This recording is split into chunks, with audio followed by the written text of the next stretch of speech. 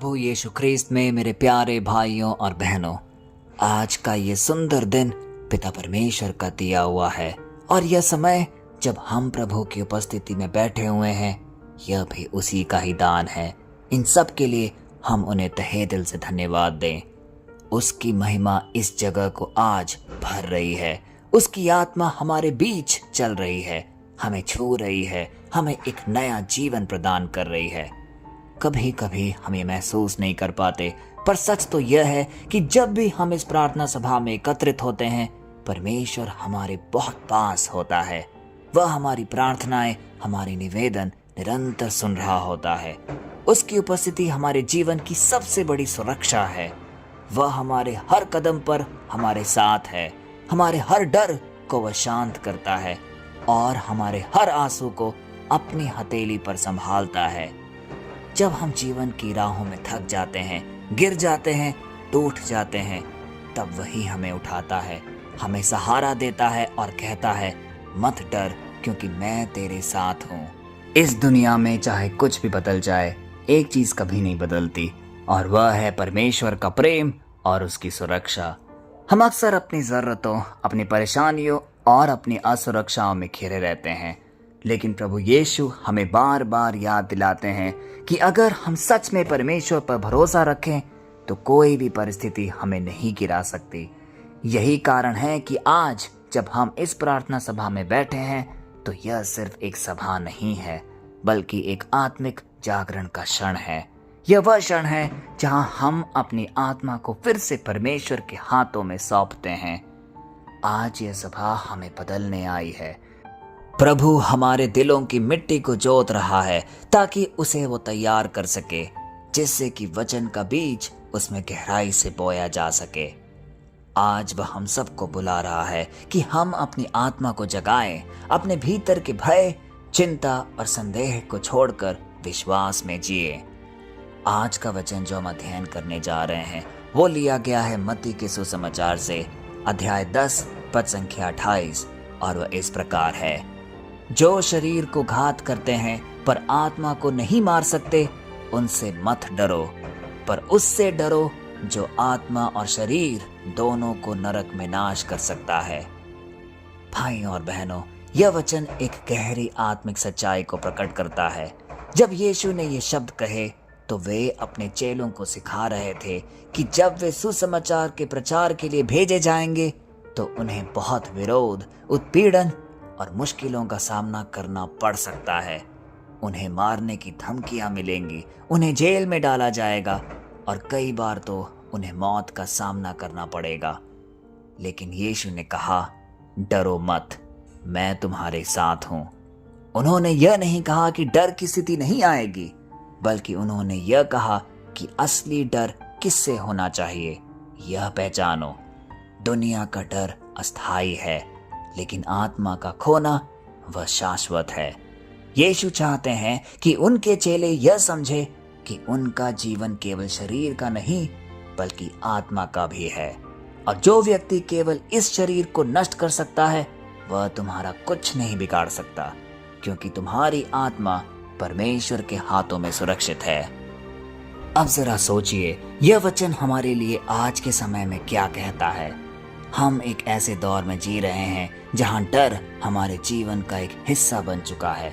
भविष्य का डर, असफलता का डर, बीमारी का डर, रिश्तों के टूटन का डर और यहाँ तक कि समाज में अस्वीकार किए जाने का डर। हम हर दिन किसी न किसी प्रकार के डर में जीते हैं, पर प्रभु यीशु हमें ढारस बंधा रहे हैं और हमें याद दिला रहे हैं कि हमें इन अस्थायी डर के ऊपर उठना है। असली डर यह नहीं कि लोग हमें क्या कहेंगे या हमारे साथ क्या करेंगे। असली डर तो यह है कि कहीं हम अपनी आत्मा को ना खो दें, कहीं हम अपने विश्वास से दूर ना हो जाएं, कहीं हम परमेश्वर की इच्छा से भटक ना जाएं।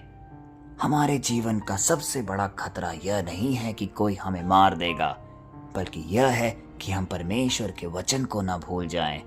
जब हम पाप के रास्ते पर चलते हैं, जब हम उसकी आज्ञाओं को तोड़ते हैं, जब हम डर के कारण सत्य से मुंह मोड़ते हैं, तभी हमारी आत्मा कमजोर पड़ जाती है। और यही कारण है कि यीशु ने आज हमसे ये कहा है, डरो मत उन लोगों से जो शरीर को मार सकते हैं, बल्कि उससे डरो जो आत्मा और शरीर दोनों को नाश कर सकते हैं। यानी संदेश स्पष्ट है कि हमें उस परमेश्वर के प्रति भय और सम्मान रखना है जो न्याय भी है और दयालु भी। मेरे प्यारे भाइयों और बहनों, हमारे जीवन में भय दो प्रकार के होते हैं। एक वह जो हमें बांधता है और एक वह जो हमें संभालता है। जो भय हमें बांधता है वह दुनिया का दिया हुआ है, जैसे असफलता, अपमान का और गरीबी का डर। लेकिन जो भय हमें संभालता है वह है पिता परमेश्वर का। उसका भय हमें उनके प्रति नम्र बनाता है, हमें उसके वचन के प्रति आज्ञाकारी बनाता है। और जब हम परमेश्वर के प्रति भय रखते हैं तब हम दूसरों से नहीं डरते। अगर हम इस सत्य को अपने जीवन में लागू करें तो हमारा जीवन निश्चय ही सफलता की ओर जाएगा।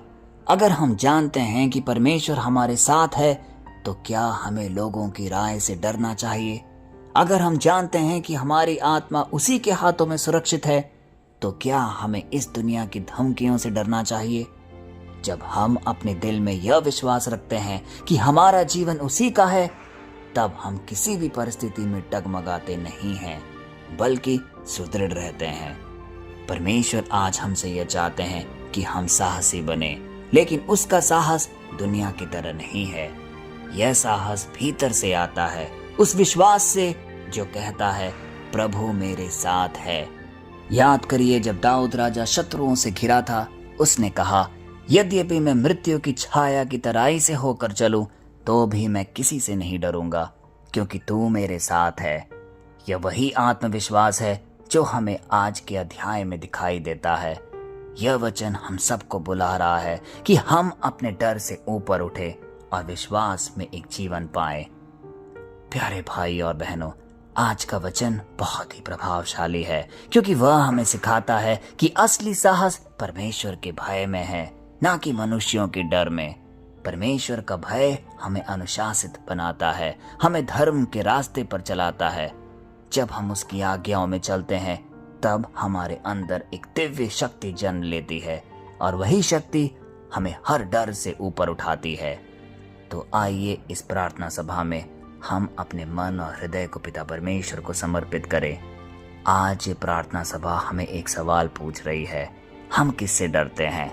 क्या हम उस परमेश्वर से डरते हैं जो हमें प्रेम करता है, या उन लोगों से जो हमें क्षणिक रूप से दुख दे सकते हैं? जब हम इस प्रश्न का एक सच्चा उत्तर अपने दिल में ढूंढ पाएंगे, तब हमें एहसास होगा कि हमारे जीवन की असली शक्ति और सुरक्षा केवल और केवल प्रभु मसीह में है। भाइयों और बहनों, जब हम परमेश्वर से डरते हैं तब हम किसी और से नहीं डर सकते। आइए इस वचन को अपने दिल से संजो कर रखें और इस छोटे से प्रार्थना की ओर आगे बढ़े। और इस प्रार्थना को कहते समय अपने सारे निवेदन, अपनी सारी विनतियां पिता परमेश्वर के चरणों में प्रस्तुत करें। उन सारे लोगों को याद करें जिन्होंने हमें प्रार्थना के लिए कहा है। हम प्रार्थना करें। हे प्रभु यीशु, तू हमारी आत्मा का रक्षक है। तूने हमें सिखाया है कि असली भय मनुष्यों से नहीं बल्कि उस परमेश्वर से होना चाहिए जो आत्मा और शरीर दोनों पर अधिकार रखता है। हे प्रभु, हमें ऐसा विश्वास दे कि हम हर परिस्थिति में तुझ पर भरोसा रखें। हमारे अंदर से डर, चिंता और संदेह को निकाल फेंक। हमारी आत्मा को तेरे भय में स्थिर कर, ताकि हम हर कदम तेरी आज्ञा में चल सके।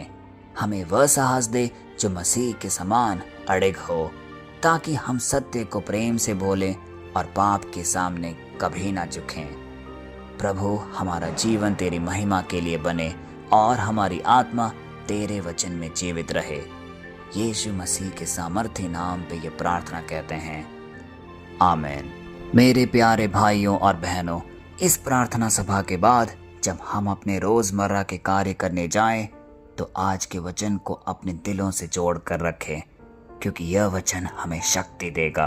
क्योंकि यह वचन हमें स्पष्ट सिखा रहा है, जो शरीर को घात करता है उनसे मत डरो। याद रखो, तुम्हारा जीवन मनुष्य के हाथ में नहीं बल्कि परमेश्वर के हाथ में है। अगर तुम मसीह में स्थिर रहो तो कोई शक्ति तुम्हें गिरा नहीं सकती। डर को त्यागो, विश्वास को थामो, क्योंकि मसीह में ही तुम्हारा सच्चा जीवन है।